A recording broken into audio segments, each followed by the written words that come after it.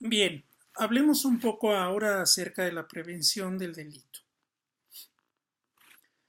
Probablemente uno de los elementos que mayor importancia y mayor significación tienen para el fortalecimiento de la seguridad pública es la prevención del delito.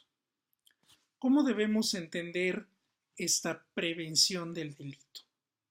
Les propongo pensarla como el conjunto de programas, servicios, acciones e intervenciones que tienen por objeto el mejoramiento del entorno social. Claro está, este mejoramiento del entorno social sobre todo incide en aquellas conductas que vulneran de manera violenta o delictiva el tejido social. En materia criminológica, prevenir tiene que ver con la posibilidad de conocer con anticipación la aparición de una conducta antisocial o bien una conducta francamente delictiva, disponiendo además de todos los medios necesarios para evitarla.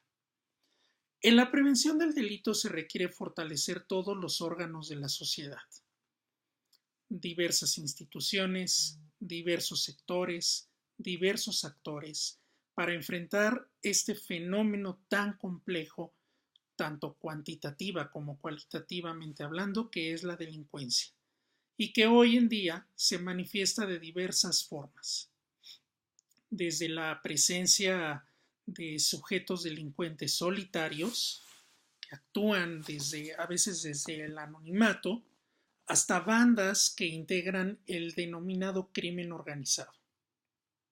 Uno de los objetivos de la prevención del delito es garantizar un clima social que favorezca la convivencia y la integración de todas las comunidades, por lo que no se debe permitir el establecimiento de condiciones inseguras o de riesgo, que siempre son aprovechadas por los delincuentes a su favor, buscando con ello alcanzar sus objetivos. Siempre será de mayor justicia social promover acciones para reducir las causas de los delitos y conductas infractoras delictivas, para emplear un concepto ad hoc a las reformas que se han venido dando, que definir y ejecutar políticas para resarcir los efectos que éstas tienen. Por supuesto que actualmente debemos tomar en cuenta las distintas modalidades de criminalidad. La criminalidad, sin lugar a dudas, ha evolucionado muchísimo en los últimos 20 años. La aparición de tecnologías, la desigualdad social, la configuración de nuevos mecanismos delictivos, las comunicaciones, la globalización y la nueva modernidad, sin lugar a duda, han traído también consigo nuevas formas de criminalidad. Lo anterior además promueve un elemento de violencia generalizada, también con distintos matices. Y por supuesto, sin olvidar lo que ya mencioné hace un minuto, la descomunal evolución tecnológica. Todos ellos son problemas que no pueden combatirse con medios tradicionales, ni prevenirse de una sola forma o por un solo país o un solo gobierno. La globalización internacional no solo tiene que ver con aspectos económicos, pues no es uno de los ejemplos más claros que tenemos en la internacionalización de la criminalidad. La prevención implica un sistema de registros y muestreos estadísticos y me atrevo a decir que es mucho más significativo y de mayor impacto el ejercicio preventivo, con toda la complejidad que ello implica, que la persecución de los delincuentes y la administración de justicia. ¿Por qué sostenemos lo anterior? Sin lugar a dudas, si existe un buen sistema de prevención, medible, bien desarrollado, articulado, con posibilidad incluso de autodefinirse, de modificarse y de adecuarse también a nuevos entornos, definitivamente esto disminuirá el número de delitos. Consecuentemente, la persecución y vigilancia de los delincuentes, el trabajo de los jueces, abogados y todo el sistema de justicia, a la vez de la disminución, por supuesto, de la población que se encuentra hoy día en los reclusorios. Reflexionando acerca de la prevención del delito, podemos analizar dos soluciones icónicas en la historia, digamos dos grandes paradigmas, que parece ser que a lo largo de la historia en términos de mecanismos de intervención, prevención del delito han sido los más recurrentes. Por una parte, el incremento de los cuerpos policiales frente al crecimiento del índice delictivo se plantea en términos de un cálculo realizado a partir del costo-beneficio. Y por el otro lado, el agravamiento de las sanciones. Una sanción mayor, seguramente, esa es la hipótesis por lo menos, repercutirá en el hecho de que aquel delincuente o aquel probable delincuente inhiba su acción delincuencial frente a la posibilidad de ser sancionado fuertemente con mano dura desde el derecho. Sin embargo, como es comprobable, ninguno de estos dos modelos paradigmáticos ha demostrado ser lo suficientemente eficaz. Además de que en cuestiones de números se plantea que la solución del número de policías, es decir, si el número de policías aumenta, conducirá a que vamos a necesitar en un futuro cada individuo un policía, lo cual sería terrible y estadísticamente improbable. Por otro lado, la mano dura, agravar las sanciones en los distintos códigos penales, con la idea de que ese argumento, ese elemento en sí mismo disuade a los posibles delincuentes o criminales ya consumados, no tiene sustento. En la actualidad no existe ningún ejemplo de ello que haya dado buenos resultados. Por el contrario, para sostener que la intimidación desde el derecho, desde las categorías penales, a través del agravamiento de sanciones sea un elemento para la prevención del delito, habría que demostrarlo, en principio, cuantitativamente hablando. Y parece ser que esta no ha sido la tendencia. Países que han explorado esta situación, este modelo, no han tenido la disminución esperada. Por lo tanto, este par de elementos que acabo de señalar, estas soluciones planteadas, no dejan, si bien no dejan de ser un referente en términos de estrategias, en términos de posibilidades del quehacer preventivo, pareciera ser que también son un tanto populistas para generar un sentimiento de seguridad colectiva, sin lugar a dudas. Pero ya lo estamos viendo, los resultados en todos los casos, tanto de el aumento de policía como el agravamiento en la sanción penal, no han sido eficaces. Parece que lo que sí debe buscarse en todo momento es la seguridad pública que beneficia a la sociedad, aquella seguridad que mantendrá la paz social necesaria para su integración, su convivencia y desarrollo, lo cual se podrá lograr contando con el elemento importante de una verdadera prevención del delito. ¿Cómo es esta? En la teoría se ha desarrollado. Lo que conocemos y comenzamos a entrar en los conceptos, lo que conocemos como la prevención primaria, la cual está constituida por todo un conjunto de acciones y estrategias que sobre todo tienden a anticiparse a los impulsos o motivaciones delictivas o violentas, detecta con base a programas sustentables en la política criminológica el condicionamiento y el aprendizaje, en todo caso motivacional, del delincuente o del proclive delincuente. Es decir, sería vista la prevención primaria como todo el conjunto de medidas adoptadas para evitar el origen de un delito.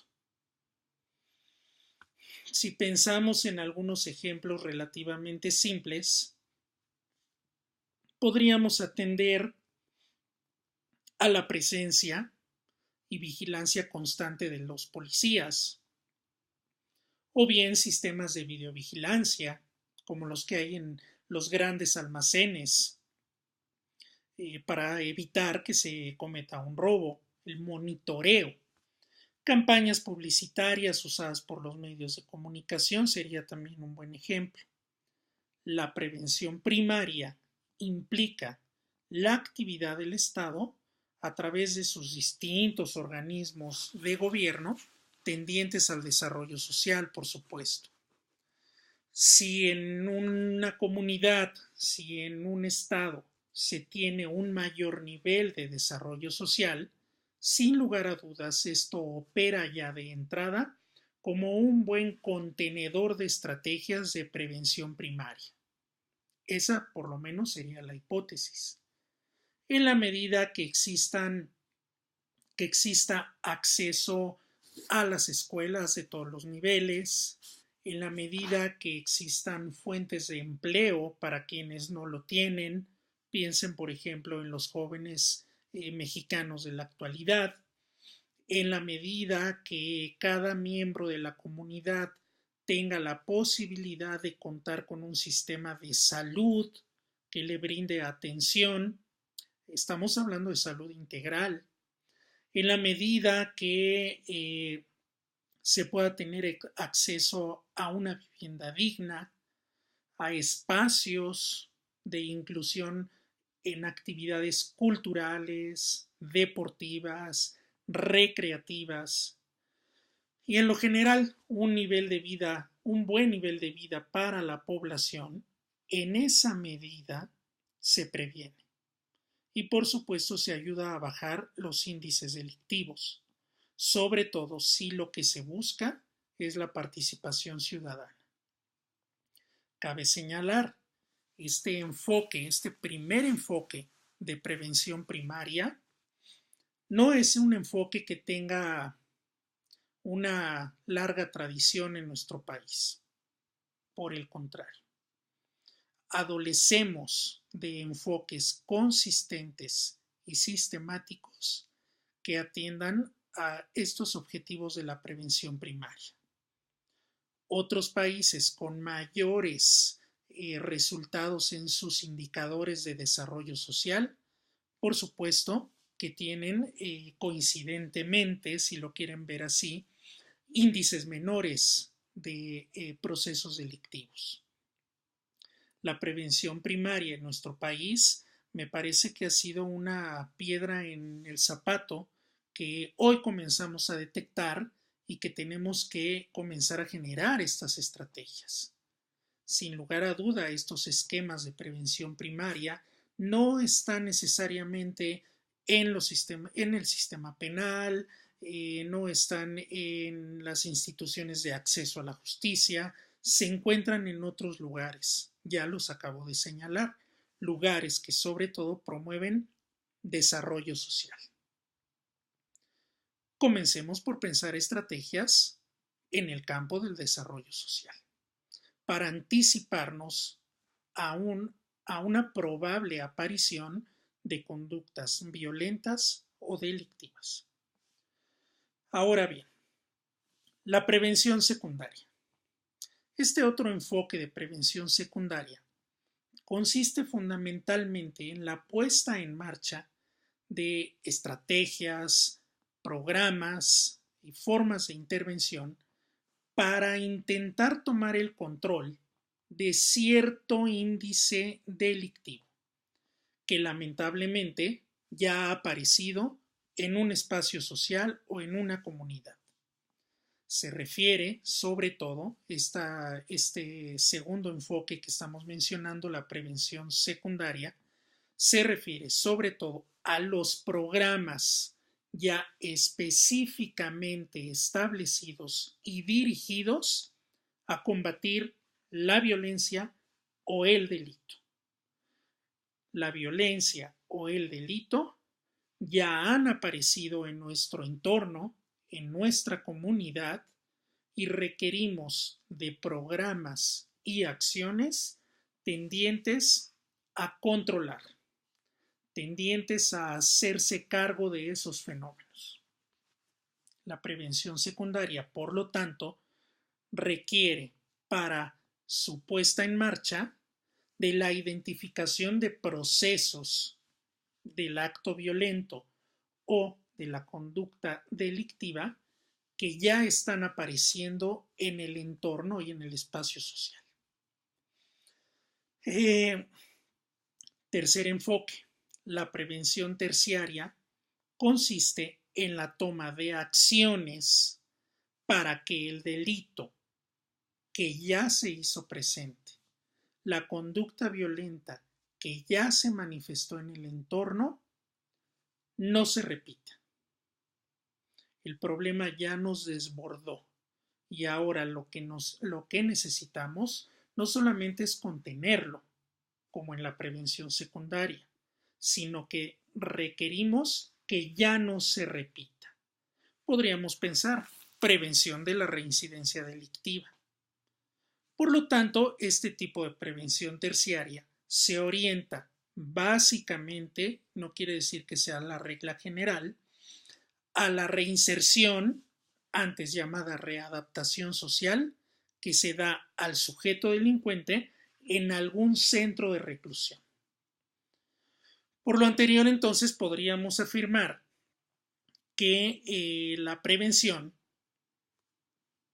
y piensen en los tres enfoques, la prevención es una forma más de combatir el delito, por lo cual debe ser un eje central de la política criminológica de nuestro país. Hasta aquí, entonces, tenemos los tres primeros conceptos de nuestro programa del módulo.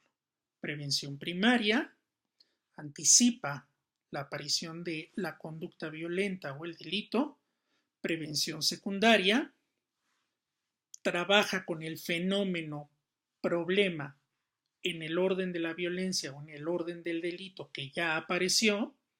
Prevención terciaria, enfoques y estrategias que pretenden garantizar que aquellas conductas violentas o delictivas ya no se repitan. Hasta aquí entonces dejamos estas definiciones básicas de estos tres enfoques de prevención.